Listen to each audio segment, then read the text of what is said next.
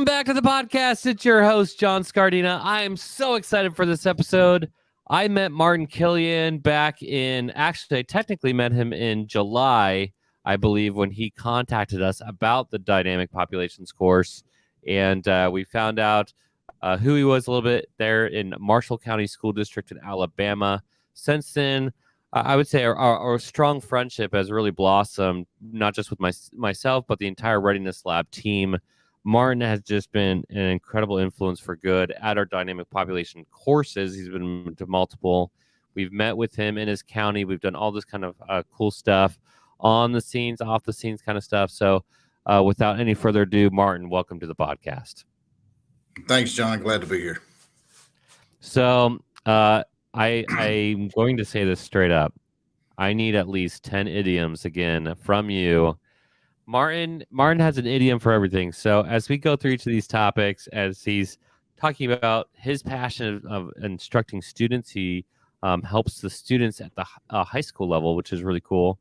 But he's also a first responder and kind of in everything, and has been really pushing the needle on school preparedness. So just diving in for the sake of my audience, can you kind of give us a background of why you're looking at dynamic populations and relating that to your specific needs in emergency services? Absolutely. The end of July, I was contacted by my superintendent, and the conversation just absolutely consisted of, we're not going to depend on anybody else to do what we need to do. I want it done, figure out who the best is, learn from them, get it done. And I said, roger that. And that started off by just basically a search and finding your place, and then actually having to Google dynamic populations and realize that 90% of that really plays into school systems, whether it's the everyday school, if it's a graduation, football game, anything along those lines. It just really fit. So we took that and started trying to manipulate more of what you had taught into the school systems, and realized that a lot of it was already there. It was not, we weren't reinventing the wheel. We were just taking what we had and plugging it in where it needed to be. If I may, and I hope we'll get into it later, as you said one thing that I had never heard in an EM class before, and probably my fault, that absolutely struck my superintendent like a bolt of lightning when you used the terminology of continuity of service. Because we were talking about the continuity of education. We understand that law enforcement aspects are going to be the tip of the spear. They're going to get in, throw hate at what they need to, get the problem resolved, however it needs to. But after that, then what? And her exact words to me were, after that, then what? And I said, let's find out. Yeah. By the way, while I respect that story quite a bit, that's already 2 idioms that you just shared. So we're well on our way. We're well on our way to 10. Martin, I like you so much. The idea of continuity of service is so important, and that can apply from the public sector through the school systems or hospital, whatever organization or whatever your sphere of influence. People often think of the flashy thing in front, whether that's tip of the spear stuff, but they don't often think about how the tip of the spear is going to impact the rest of everything else. And that snowball effect, if you get behind the snowball, you're never getting in front of it again. I think that's my first one, at least an analogy, at least. Hey, here we go.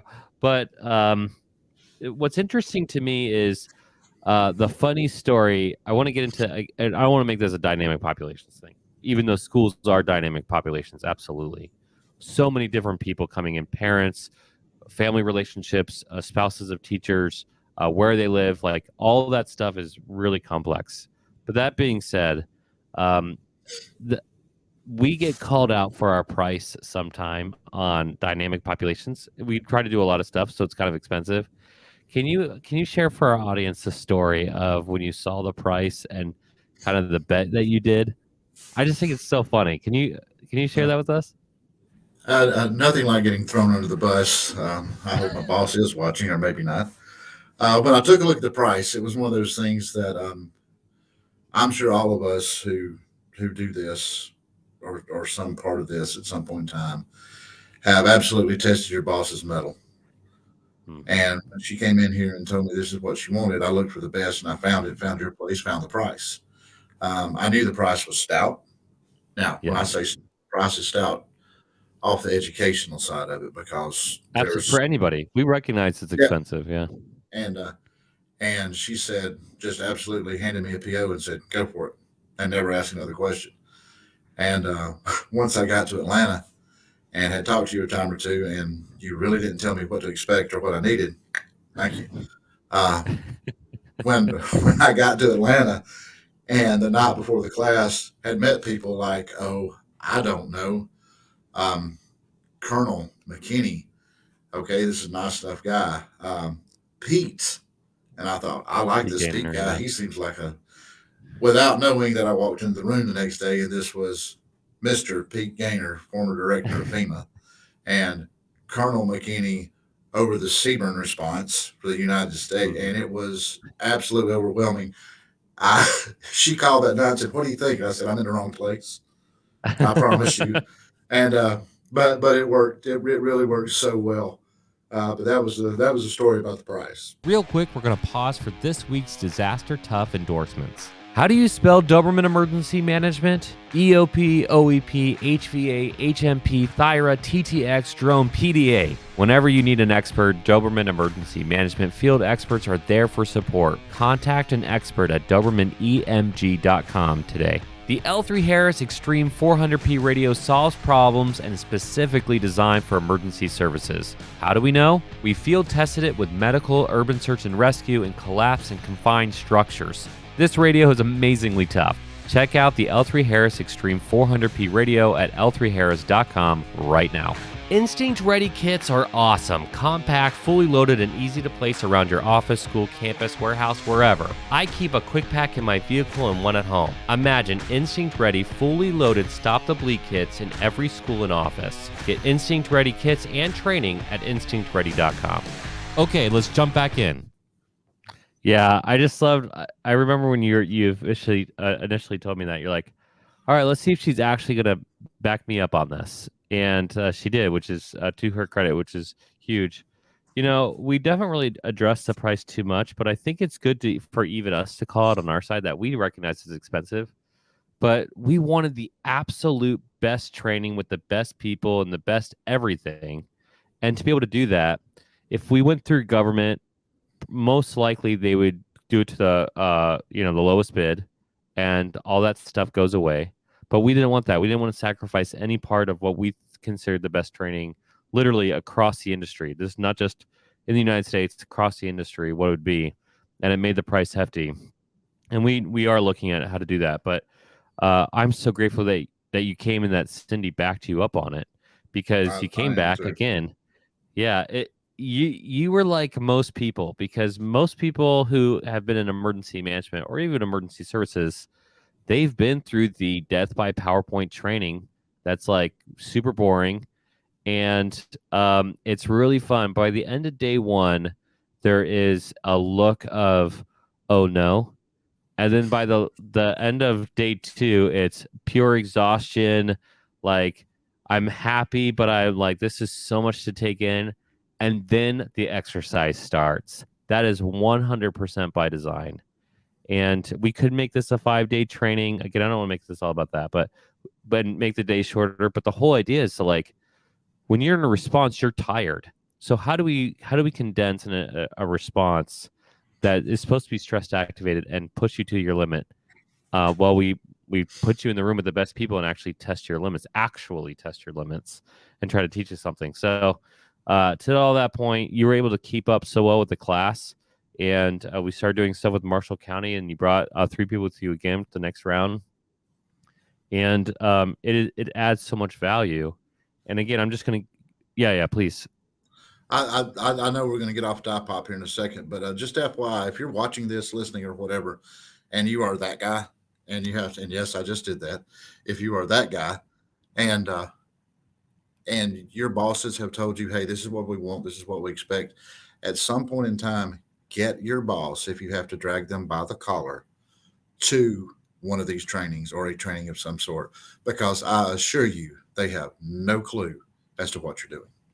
So one of the most special moments for me was when Bill Hancock, day 1 and day 2, and even day 3, day 1, day 2, and day 3, he came up to me with different comments. Day 1, at the end of day 1, right, that like, oh no moment, I asked him, what are you going to do now that you're starting to learn about this stuff and emergencies? He doesn't have an emergency management background. He sits on the school board. And he said, all I know is I got to work with Martin. So it was day 1. He learned to trust his emergency manager. Check. Day 2, he said, I now understand that if law enforcement officers, especially at the local level, write emergency plans, no discredit to them, they're going to miss out so much of all the other stuff that needs to happen. And I like that. I like that thought so much because so many schools rely on like the resource officers to write their plan. But without that like proper training to understand the continuity of operations, the reunification process, fire, police, not police, fire, EMS, humanitarian services, mass communications. I can't even imagine going over to a firefighter and trying to make it out alive after I tell them that a police officer wrote the firefighter's response plan. Could you imagine trying to get out of there alive? Exactly. And vice versa, right? It's like, whoa. You need an emergency manager who can think strategically. And then at the day 3 when he was heading out, to his credit, he goes, now I get it. Like, I get that there's so much stuff that like there's best practice. He said, the part that like really got even almost emotional for me, he said, I used to think that if I heard a shooter was in one of my schools, that I was going to run in there and start saving all the kids' lives. I don't care about responders or anything else. I'm going to do that. He said, now I understand that I could actually hurt not only the kids, but the response, because I'm an amateur and I need professionals to do their job. And even though the course is typically designed for people like you, like people who really know their stuff, and it's supposed to push you, even though you know your stuff, from an outside perspective, it was kind of cool to finally see like an outsider see some respect for what you're trying to do. And kudos to you for bringing people to that. Getting back to like who you are, though, specifically, I want to kind of like back way up because you teach kids, high school kids, fire, police, and EMS tracks, and you have all this really cool stuff going there.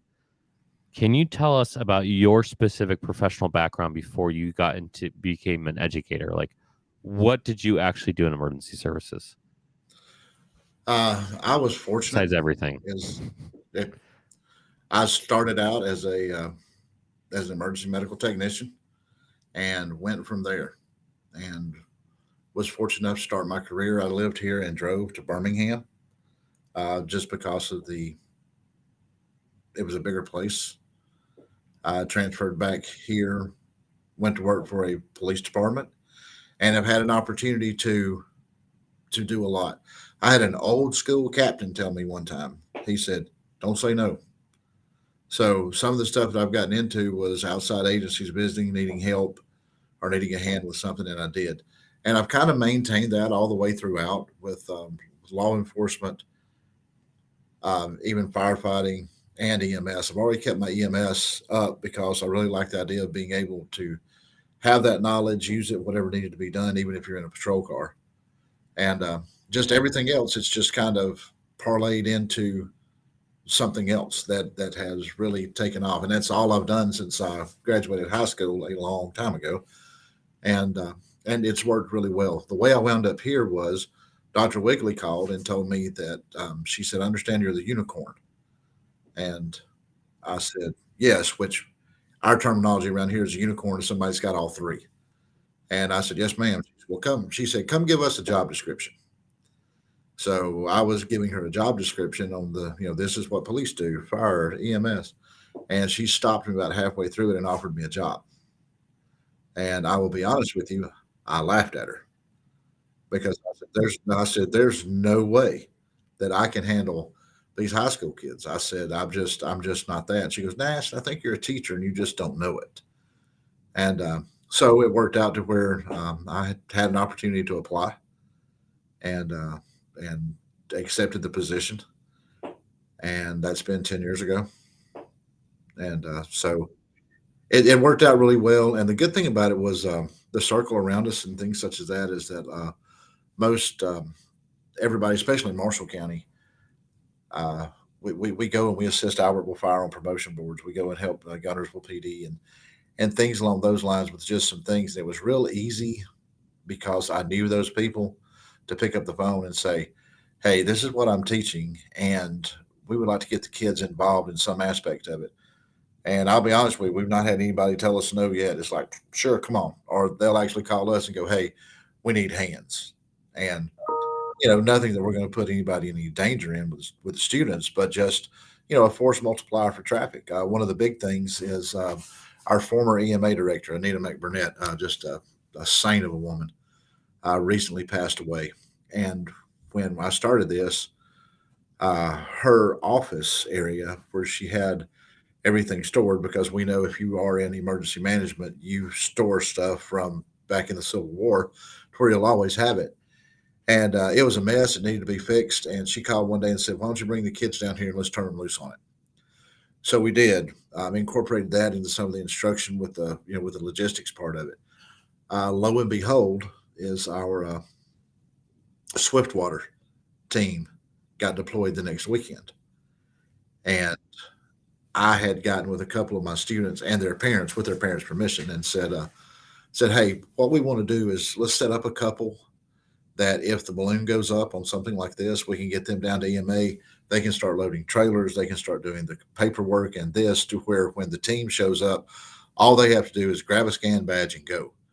And I thought, let's give it a try. And Anita called and said, hey, let's try it, and worked like a charm. The neatest thing about that was the next day in school is I had students that I have a no cell phone policy in my classroom. And I have students that were on their Chromebooks and they kept checking this, checking that. I said, what are you looking at? And one of them was like, we're checking the weather down there because we know where our team's at. And it helped them take ownership of it. And the number of parents that actually said, hey, we're great. They're doing a great thing about it, this, that, and the other. But by the way, what does EMA do? And, when you get the kids look at it and go, what do you mean? And got them to explaining it a little bit. It just seemed to work really well. That's awesome. Cindy was absolutely right. You are a natural teacher. And honestly, you have, I don't know how to say this without like being over the top, but you probably have the highest level of respect from me and Zach and the other people who know you because of one moment. And that moment is when the students dress up like their teacher, and a boy decided to dress up like you so much so that his sister put foundation on his hair and some other stuff and made it look like he had a bald spot like you do. Even Yes, sir. Yes, sir. that level of commitment, and that boy obviously just loves you. I mean, all the students actually loved you. Like when we went in there, they all had such a level of respect for you, and the way that you were interacting with them it was like it was like a dog looking over his puppies. Huh? Was that pretty?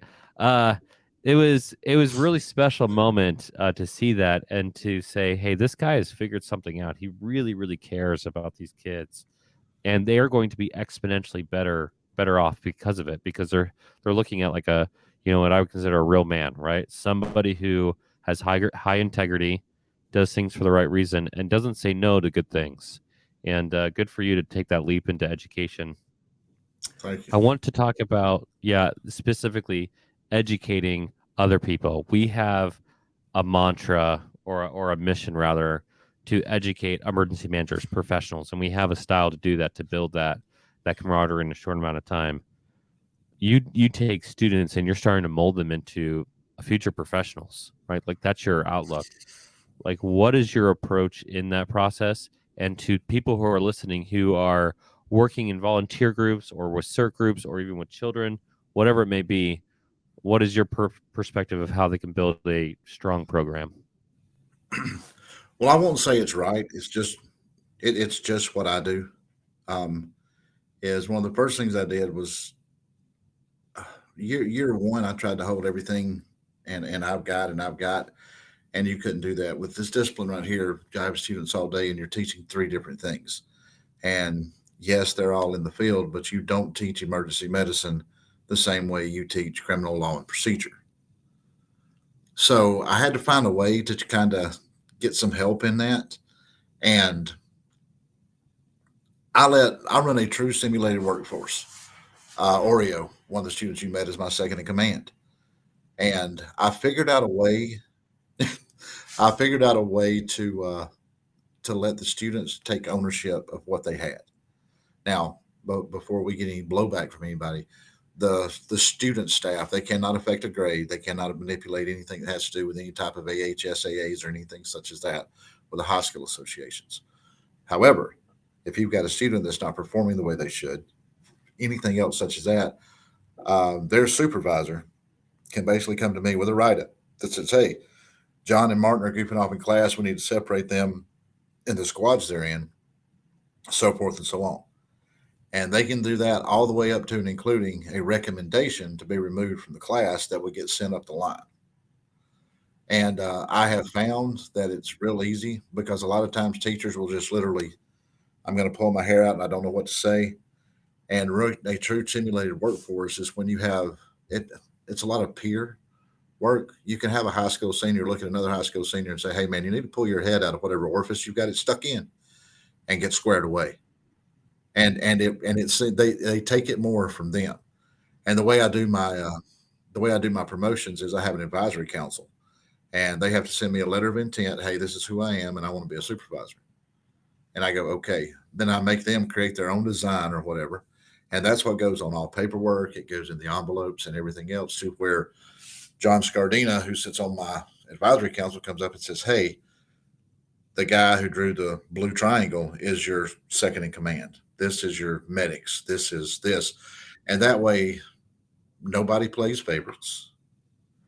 And you would really be surprised at the number of people that we've all been in those groups. You look at there and, okay, I want this one and I want this one and I want this one, because they're the ones that are right there in your face, as opposed to a lot of the quieter ones who have had an opportunity to go, let me put it down in black and white what I need to do and go from there. We did a governor's detail last week, and one of my midday sergeants, backhand.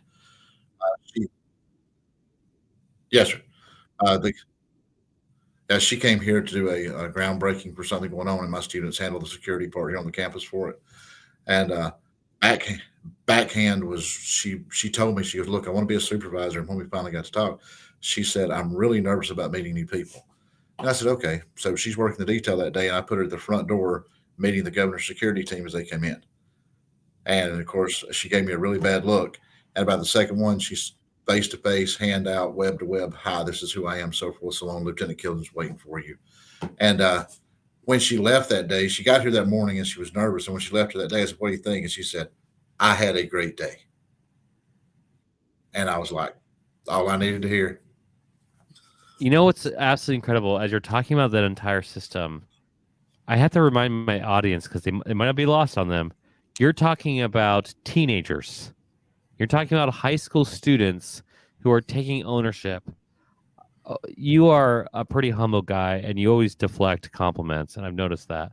However, you're an absolute education genius, because I have worked with students, and I love high school students. I like working with kids. I'm a Sunday school teacher, in another life, right? And I like that age group. But it's really, really hard for adults to identify with, gain the respect of, and keep that respect. And you have figured out so many clever ways to include them and give them ownership and treat them like adults.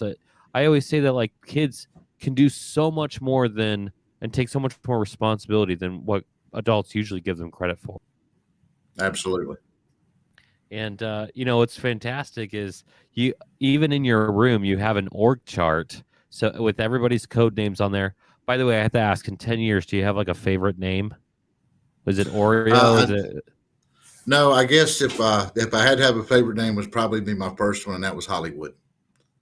And she was one of my supervisors, and the news camera showed up to an interview on our program, and she was literally, I thought she was going to faint, and I looked at her and I said, I can't do it. They want a student. And she had the whole wishy-washy.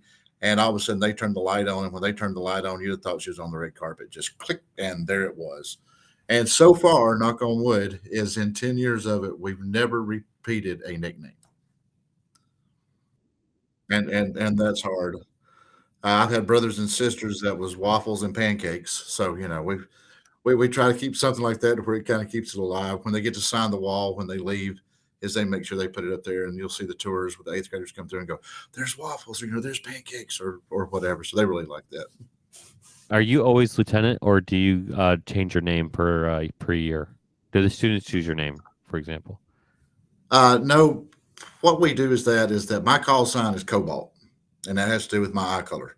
I got stuck that a million years ago. Now, what I do is like I let the seniors that are coming in with having the 3 blocks. For instance, this year, I have a Native American in my class who was a senior, and he was like, "Hey, why don't we use Native American tribal names for the 3 blocks? For instance, Apache, Cherokee, and Yuma." And we take that and use it. So that's the only thing that changes. And when the only time that they would ever use cobalt on the radio or something is if we're out actually doing something, as opposed to it's lieutenant in class. And of course, a lot of them, you know, it's lieutenant. We try not to be formal, but just like you saw, they were. If you'll remember when you were here, there were a couple that kind of looked around like, okay, is this formal? Is this informal? Do I make fun of his bald spot and his fat belly, or I better? Yeah, and they do a really really good job of that. So you have a wonderful program, great approach. You're doing amazing things. Now you have been honored, blessed as you will. I'm giving you the knighted sword there, with taking the responsibility to run your school district and crisis plan, emergency management perspective. You've been named the guy for a lot of obvious reasons. Not only do you know everybody, you are the force of gravity there, and are well respected, but you get all the different roles, right? And so as you're looking at from the school perspective, if emergency managers are working on campuses or for a school district, what do you believe are the priorities of organization and or leadership that they should be focusing on? As I said earlier, and like I said, it's a lot of credit to what you said, and I'm not just blowing smoke because I had never really thought about it. When it comes to the school system, you're going to have the law enforcement, the SROs do it. And now don't get me wrong, we've got great SROs. Our sheriff's wonderful, and they're behind us 100%. But they have a job to do, and the job that they do has absolutely very little to do with what your job is as an educator, as an administrator, and as a system. Should something go wrong, now the reason being is this: is something's gone terribly wrong. We've got to go. We've got to have it happen. Here we are, and the law enforcement aspect is going to be absolutely so overwhelmed is that you can't expect an officer to respond and deal with a possible fatal situation and then turn around and take a classroom full of sixth graders and move them from one end of the campus to the other. Because by this time, he's switched off his school role and he has his law enforcement role on. And with an after action on a shooting and things such as that, he's going to need to be there. He's going to need to administer any other assistance that could be happening. And then the law enforcement footprint is going to blow up. And they are concerned. I'm not saying that they're not concerned about the situation in general, but they have prosecutorial things that they need to find. They need to secure their men. They need to make sure all the bad guys are gone, make sure all the threat to those of us that are still here are gone. And for them to do that, you have your EMS that's going to come in and do that. They've got all that done right quick. And then it turns around to, okay, what are we going to do about class tomorrow morning?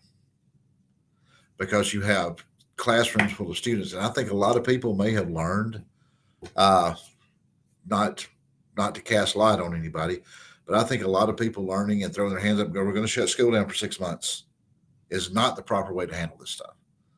So you work on your memos of understanding with your other school systems. For instance, you saw our campus, you saw the office that I'm sitting in. the buses were staged here that day because of training. Had we had something happen then, we had over half the buses in Marshall County sitting here. How are we going to get kids home? How are we going to do this? How are we going to do that? And it's just little things like that that is not the sheriff's responsibility, not the fire chief's responsibility, but it's the school systems.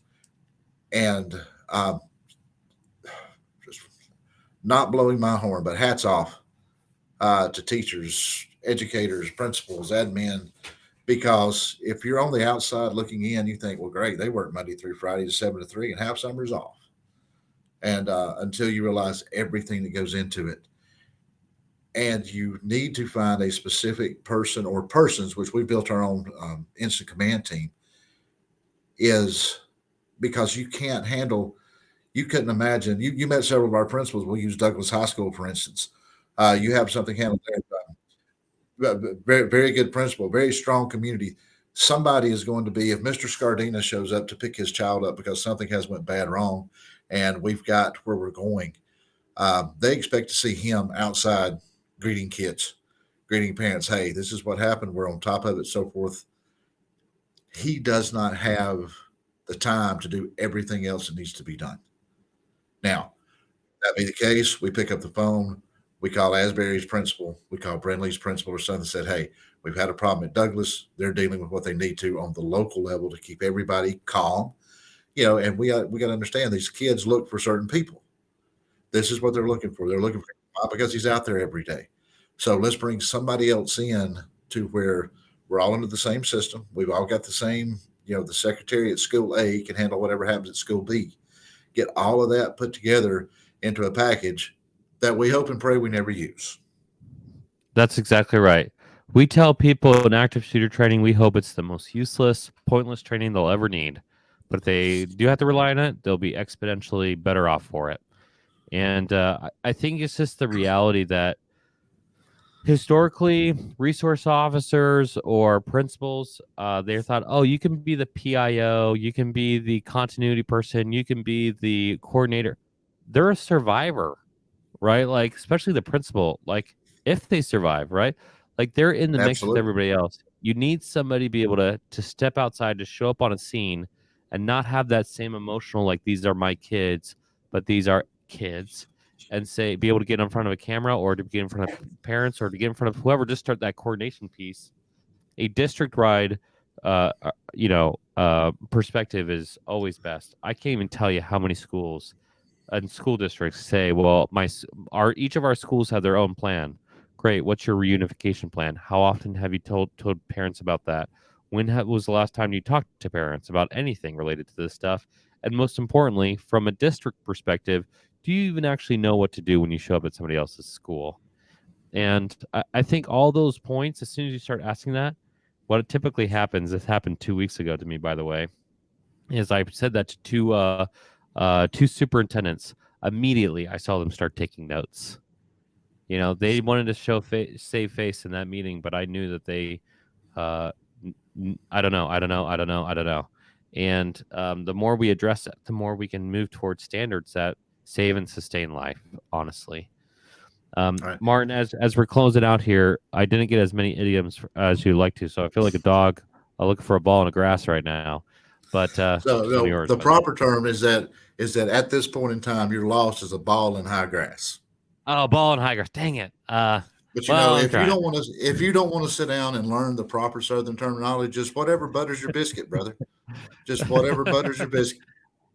I feel like a podcaster in a show. I don't know. I know where I'm going with this. Okay, Martin, close us out here on a really high note. You're a great guy. You've obviously doing amazing things down there in Alabama, and it's a real pleasure to know you, have this friendship.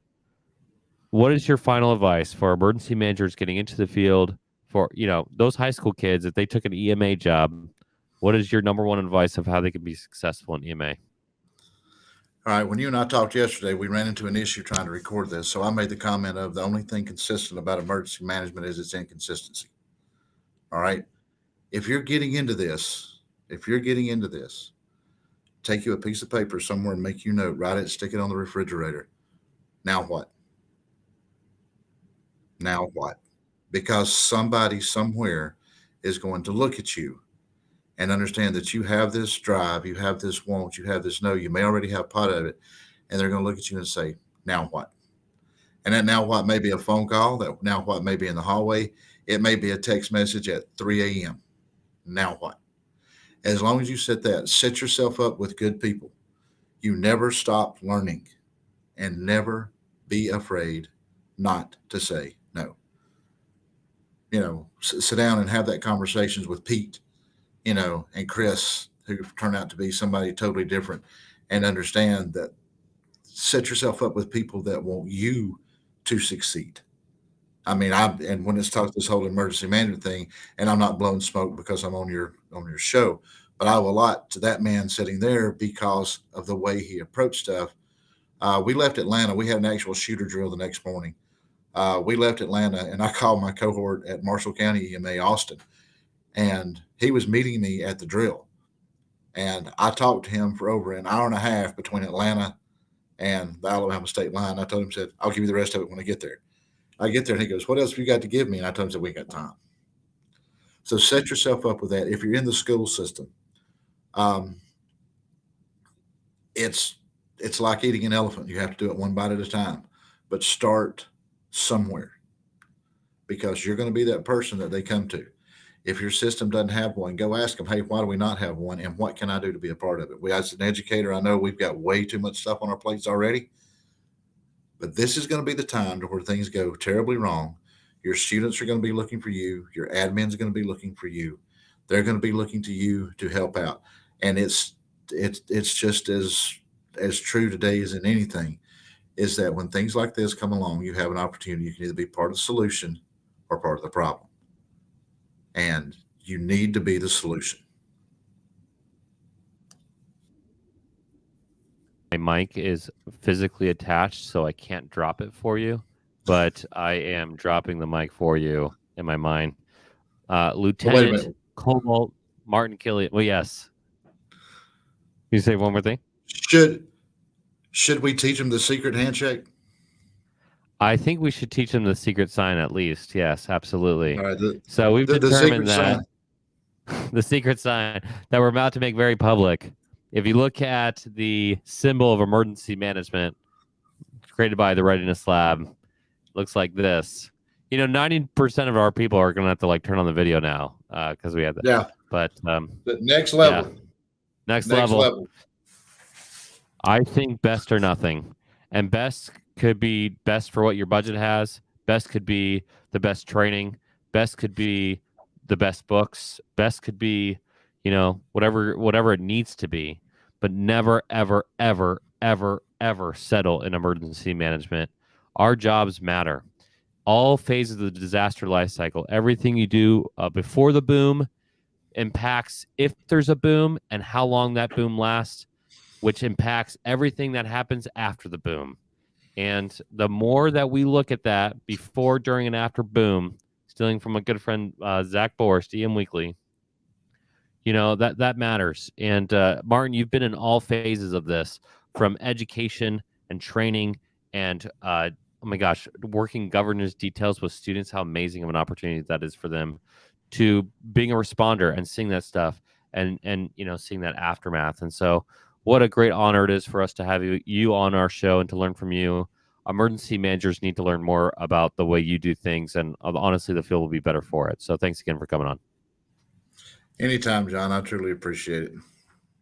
Okay, so for the audience, if you got something out of this episode, which you should have, I got to do the shameful, 5-star and subscribe. Show us that you like it. Go on to Disaster Tough Podcast on LinkedIn, Instagram, Facebook, even Twitter. No TikTok. Screw TikTok. Go on there and say something good about this episode. If you found something in education or you have a question about education, ask the crowd. Martin's on social media. He can respond. Other emergency managers can respond. Let's start attacking the fluctuations of best practice. Let's determine what those are. Highest training, the best stuff for the best people to save and sustain life. And we'll see you for the next one.